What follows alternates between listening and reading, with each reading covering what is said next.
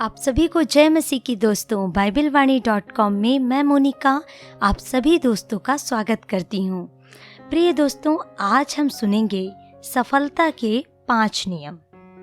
सफलता की आपकी परिभाषा क्या है?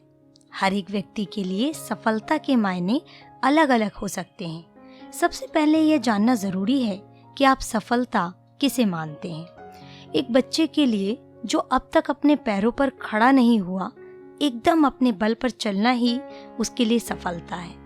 एक व्यक्ति कार चलाना या तैरना सीखना चाहता है और जब वह ऐसा कर पाता है, यह उसके लिए सफलता है।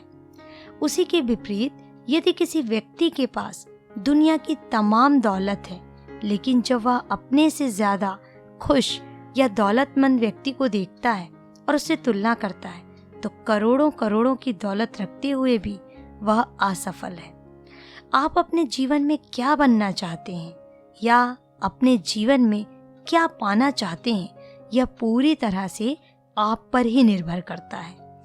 इसलिए मैंने कहा, आपको यह जानना जरूरी है कि आप कैसी सफलता चाहते हैं या आपके लिए सफलता का क्या मतलब है। कई बार हमें अपने आप से वही सवाल पूछना चाहिए जैसे बच्चों से अक्सर पूछा जाता है कि आप अपने जीवन में क्या बनना चाहते हो। पहला नियम, जीवन का लक्ष्य क्या है?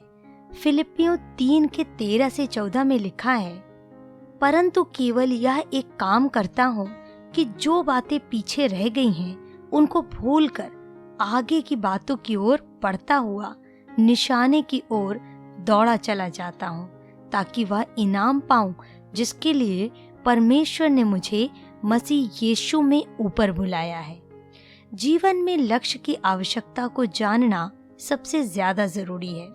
जिसके पास एक स्पष्ट लिखित लक्ष्य नहीं होता, वह ऐसा है जैसे एक पानी के जहाज में कोई चालक या चलाने वाला ना हो, उसे चालू करके समुद्र में छोड़ दिया जाए।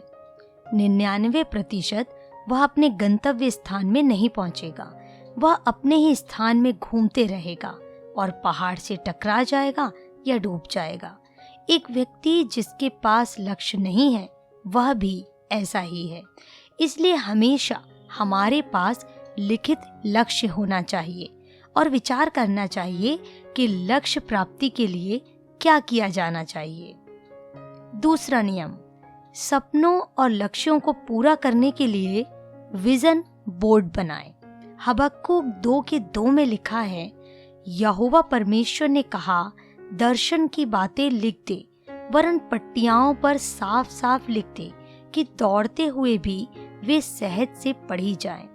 अपने सपनों और लक्ष्यों को पूरा करने के लिए हमें एक विजन बोर्ड बनाना चाहिए, क्योंकि किसी ने कहा है, यदि आप यह सपना देख सकते हैं तो आप इसे पूरा भी कर सकते हैं। जहाँ दर्शन की बात नहीं होती, वहाँ लोग निरंकुश हो जाते हैं और जो व्यवस्था को मानता है वह धन्य होता है।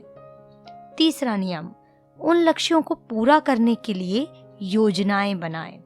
नीति वचन 19:21 में बताया गया है, मनुष्य के मन में बहुत सी कल्पनाएं होती हैं, परंतु जो युक्ति यहोवा परमेश्वर करता है वही स्थिर रहती है। योजनाएं मनुष्य को बनाना है।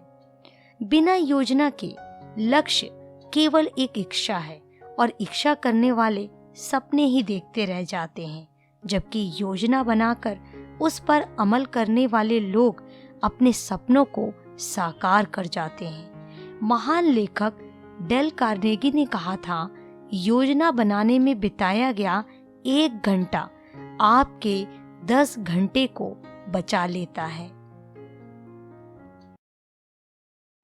अपने लक्ष्य और योजना के प्रति संकल्प में दृढ़ता लाएं।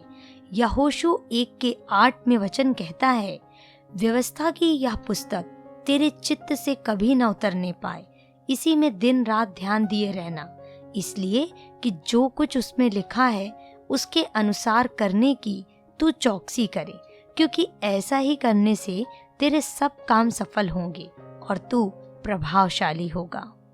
सदैव ध्यान में रखें, दृढ़ संकल्पों से ही सपने साकार होते हैं। एक दृढ़ संकल्प वाला व्यक्ति अपने लक्ष्य से दाएं या बाएं नहीं मुड़ता।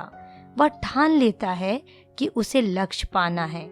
चाहे उसके लिए एक तरीका काम नहीं आ रहा तो कोई बात नहीं, वह अपने तरीके बदलता है, परंतु लक्ष्य नहीं। 5वां नियम, अवसर को बहुमूल्य जानो, उसे जाने मत दो।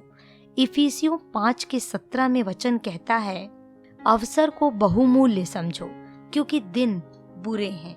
जीवन में किसी भी मनुष्य के लिए सफलता का रहस्य यह है कि वह अवसर के लिए हमेशा तैयार रहे।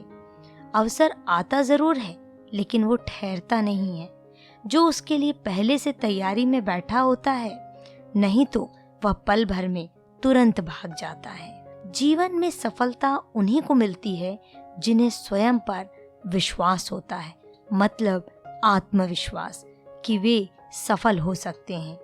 दोस्तों, आज एक ऐसा युग है, यदि आप में लगन है तो यहाँ सब कुछ सीखा जा सकता है, सब कुछ पाया जा सकता है। आज के इस ऑडियो में आपने सफलता के 5 नियमों को सुना है।